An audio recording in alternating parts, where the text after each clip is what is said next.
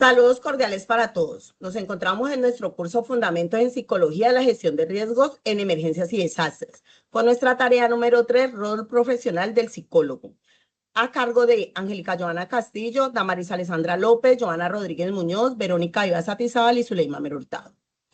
En cuanto a la introducción de esta presentación, podemos decir que el psicólogo de emergencias en América Latina es fundamental. Los desastres recientes nos muestran que necesitamos profesionales preparados para responder con ética y eficacia. Siguiente. El objetivo es evidenciar que este campo es necesario de manera inmediata y oportuna. Además, reconocer las responsabilidades éticas y el autocuidado del psicólogo para avanzar hacia la necesidad de trabajar de forma interdisciplinar y transdisciplinar. Ahora, sobre el rol del psicólogo, podemos decir que la función es acompañar, orientar y contener emocionalmente a las personas afectadas, pero también debe reconocer que tiene unos límites y debe trabajar con otros profesionales.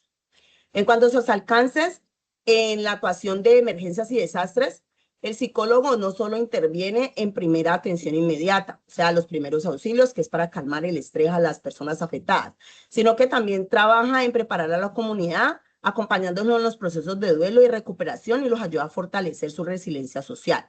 Un ejemplo claro fue lo sucedido en las inundaciones de Córdoba, donde el psicólogo no solo atendió a las familias afectadas en el momento de la crisis, sino que también organizó talleres comunitarios que fortalecieron la confianza y prepararon a la comunidad ante futuras emergencias. Siguiente. En cuanto a sus límites de actuación, podemos decir que hace falta mucha información especializada en este campo.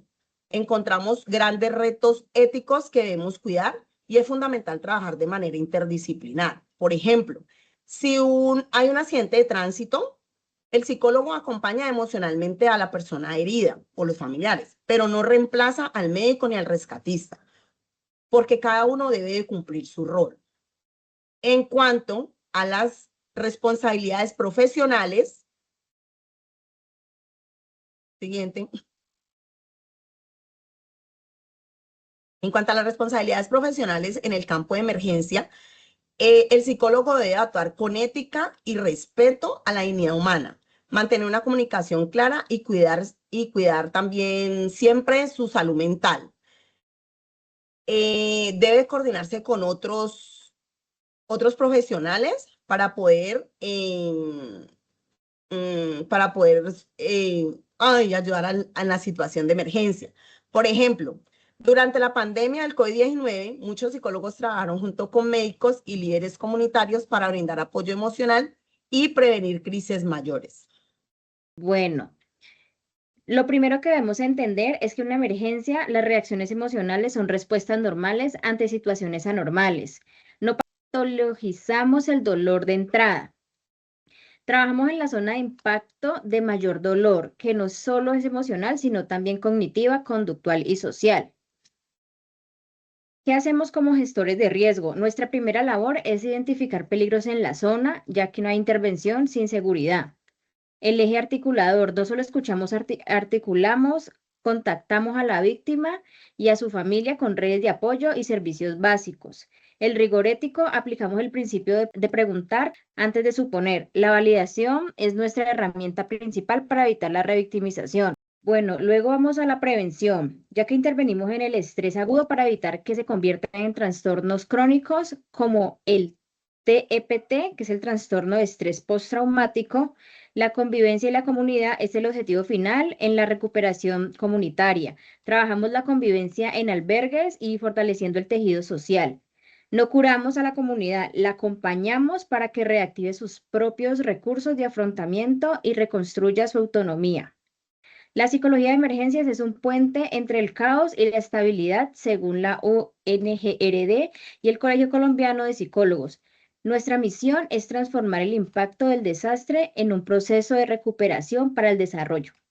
En esta diapositiva vemos que los principios éticos y derechos humanos, cuando intervenimos en diferentes situaciones de emergencias y desastre, ya que como futuros psicólogos debemos entender que una emergencia no es solo un evento físico, es una alteración profunda que impacta en la salud mental y la organización social.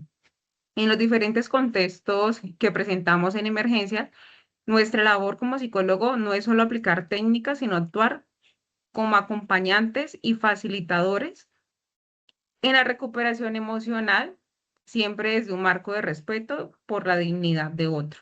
Dentro de los pilares éticos de la intervención existen 4 pilares que son esenciales, ya que estos guían nuestra buena labor. Uno es el límite de competencia. Por difícil que sea la situación, nuestra ética nos obliga a tener claro qué sabemos hacer y qué no. En la confidencialidad del consentimiento, el caos es un desastre y la privacidad sigue siendo un derecho que todas las personas vulneradas en estas emergencias deben asegurar, pues, como debemos asegurar nosotros como psicólogos una reserva de la información y obtener el consentimiento informado explicando cada acción al afectado y a sus cuidadores. En la sensibilidad cultural, debemos de comunicarnos con un lenguaje sencillo y respetar las creencias y el idioma local. El autocuidado finalmente es la ética que incluye cuidarnos a nosotros mismos también, ya que debemos de monitorearnos nuestros propios alimentos y evaluarnos de qué forma está nuestro nivel de estrés y asimismo dar pues una responsabilidad de manera profesional para no comprometer la calidad de ayuda en estos casos. En los derechos humanos, que es el enfoque diferencial, pasando ya del marco de los derechos humanos, nuestra intervención se debe garantizar dentro de la equidad a través de 3 principios de ley.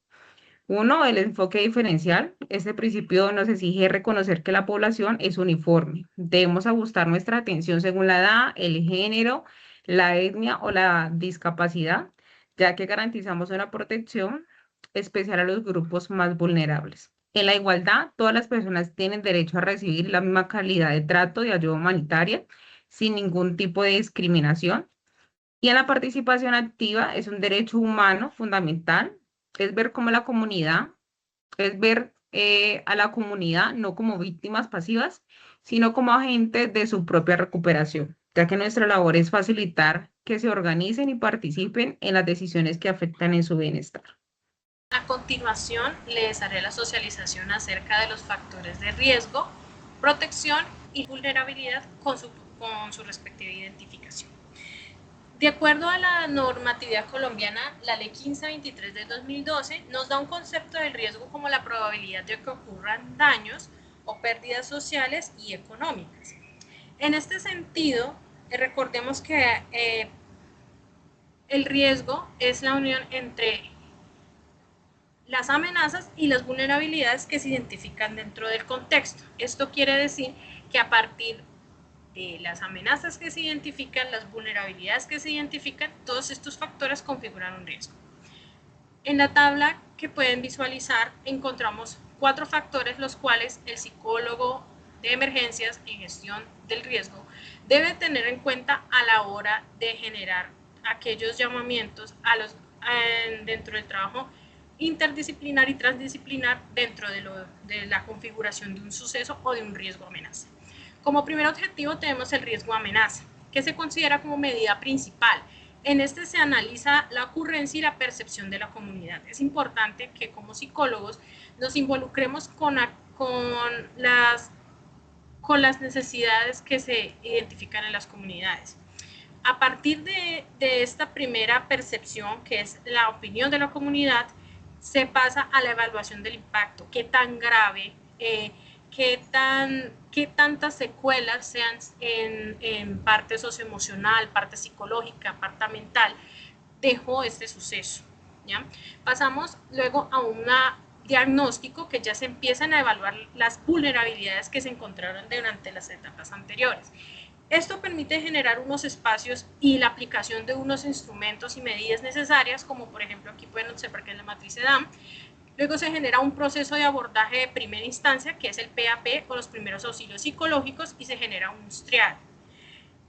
De acuerdo con Gaviria, la vulnerabilidad en este caso es entendida como el conjunto de condiciones que persisten y que limitan la capacidad de absorción del impacto y la velocidad de recuperación. Es ahí en esta parte cuando ya se diagnostica y se empiezan a hacer las activaciones respectivas con los entes gubernamentales y los entes de rescate para generar la apertura de esas rutas que son importantes, puesto que ellas van a empezar a generar los espacios de procesos sociales de adaptación, regularización y reconstrucción a la medida del suceso.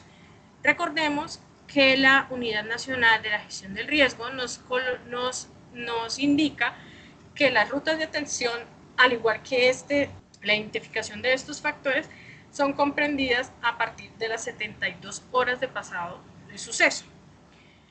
Las rutas de atención son estos procesos obligatorios que buscan de manera organizada y contextualizada el abordaje de las necesidades que previamente se identificaron. No solo abarca las necesidades de la comunidad como tal, incluye todas las necesidades de los agentes, ¿ya? Incluyendo los cuerpos de socorro y la autoridad competente. Como pueden visualizar, tenemos 5 factores que son el apoyo psicológico, que se da a las primeras 72 horas, se hacen espacios que faciliten la catarsis en caso tal de intervención en crisis, se hacen los procesos de identificación y un diagnóstico inicial, se activan las rutas y finalmente se hacen acciones de seguimiento, control y evaluación.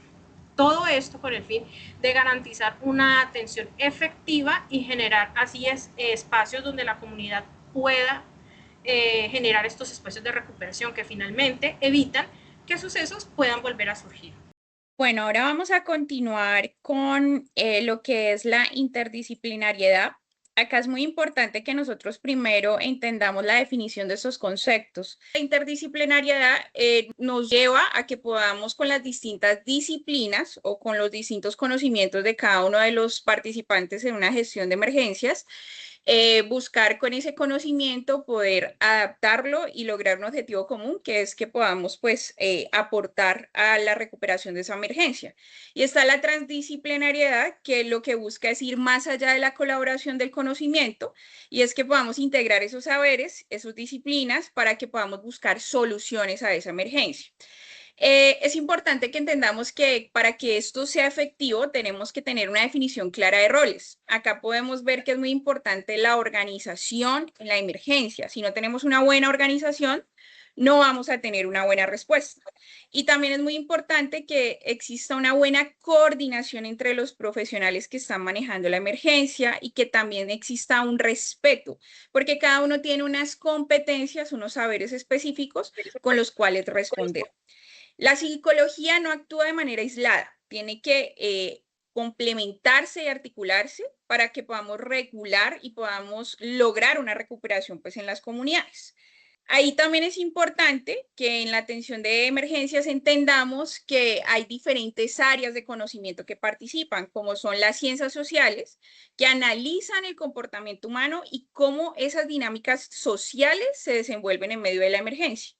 También tenemos las ciencias biológicas que se encargan de la atención en la salud física, el control de enfermedades y la respuesta médica frente a la situación. Están las ciencias exactas que nos permiten predecir y gestionar los riesgos con anticipación, como por ejemplo los estudios geológicos. Y está también la educación, que es fundamental porque nos ayuda a preparar a las personas ante una emergencia y a fortalecer esas capacidades de resiliencia que tenemos como seres humanos. Es muy importante que nosotros también entendamos que si no tenemos una interdisciplinariedad, si no tenemos una organización, se presentan dificultades. Dentro de las dificultades que podemos analizar actualmente es que hay falta de coordinación entre las disciplinas.